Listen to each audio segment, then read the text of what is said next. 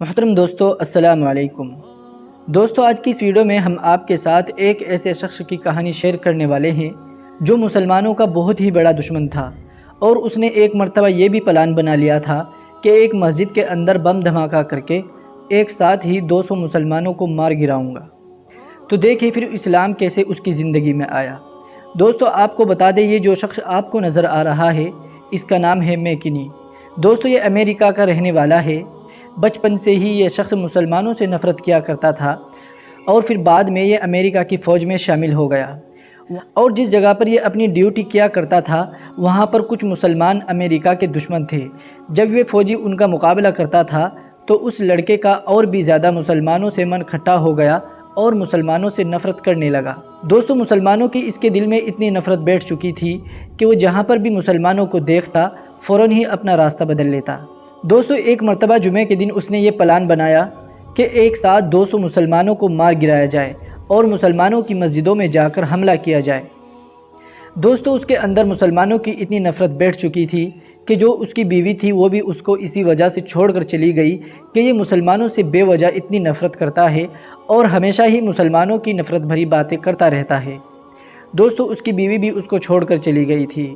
جب اس نے جمعے کے دن یہ پلان بنایا کہ مسجد کو بم دھماکے سے اڑا دوں گا اور ایک ساتھ ہی 200 مسلمانوں کو اس دنیا سے ختم کر دوں گا، اس طرح کر کے اس کی نفرت بھی کم ہوگی اور مسلمانوں سے اس کا بدلہ بھی پورا ہو جائے گا۔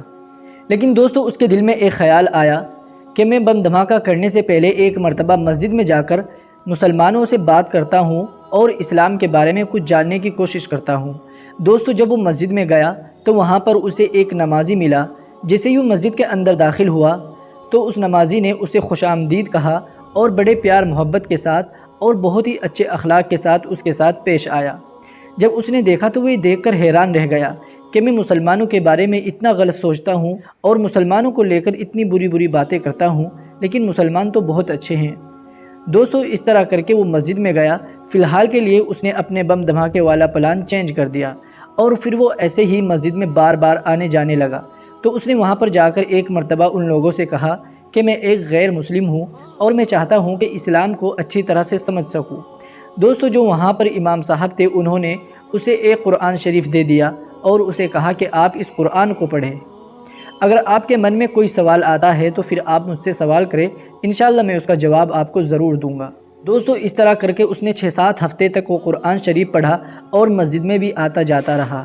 8ویں ہفتے اللہ تبارک و تعالیٰ نے اسے ایسی ہدایت دی کہ وہ مسلمان بن گیا اور مسجد میں جا کر کلمہ شہادت اشہد ان لا الہ الا اللہ پڑھا اور مسلمان ہو گیا۔ دوستو، کئی لوگ کہتے ہیں کہ مسلمان تلوار کے زور سے پھیلا ہے، لیکن یہ بالکل غلط ہے۔ اسلام کا پھیلنے کا سب سے بڑا جو کارن ہے وہ ہے اچھے اخلاق اور پیار محبت۔ دوستو، پھر بعد میں وہی شخص جو مسجد کو اڑانا چاہتا تھا وہ مسجد کے کمیٹی کا ممبر بھی رہا اور 2 سال تک مسجد کی کمیٹی میں رہا۔ دوستو، اس انسان کی لائف کے اوپر ایک فلم بھی بنی ہے، اس کا نام ہے دی سیکریٹ آف مسلمز۔